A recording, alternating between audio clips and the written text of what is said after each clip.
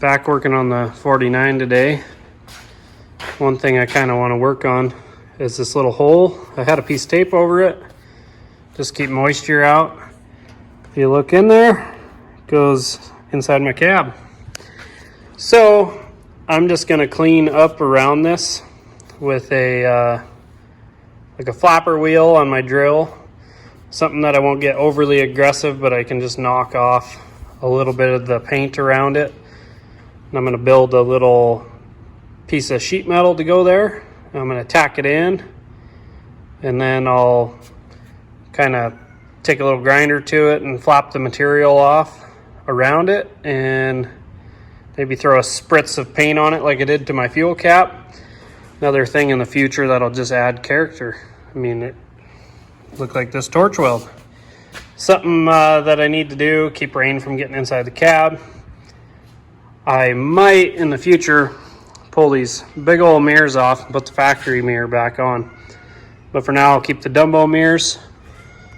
And then this hole here, I'm gonna figure out a way to run an antenna, because I will put a stereo system in this truck. So I'm gonna start with cleaning up that hole and see if we can cut out a piece of metal to patch in there. All right, cleaned up around the hole a little bit. Now I'll cut up a piece of sheet metal and we'll fit it. So one little trick I like to do for holding little pieces of metal into place for like this is you can buy these little magnets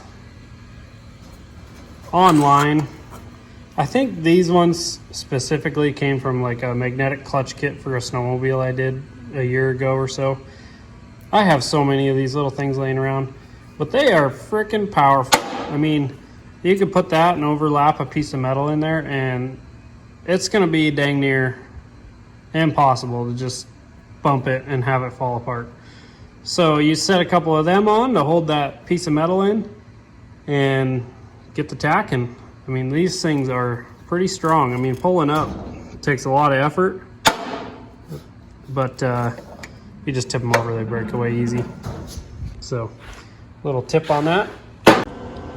And like that, I got a little patch there set into place. Magnet's holding it. So I'll go ahead and do a few tacks, let it cool, and do a few more tacks and let it cool, and then I'll clean some of it off. All right, got our tacks on. Check my window. I just took some of my coveralls and used one of the magnets to hold it up. But yeah, now I'll just clean up around the tack and take off the excess material. All right, and like that, patch is complete. I might spritz a little paint on there, but then again, I'm probably just gonna let it rest like the rest of the bare metal spots. But I am doing the Vice Grip Garage Patina matte finish on this pickup. So I probably won't leave it bare. I'll probably do a spritz of some miscellaneous greens to match like down here. And then when I do the patina over the top, it won't look, you know, just super shiny right there, or the patina matte finish from Vice Grip. And I guess we'll see how it turns out. All right, missed it a little bit of paint, but just to dull it up a little bit, I'll throw that patina matte finish on it, and that should be done. All right, thank you all for watching.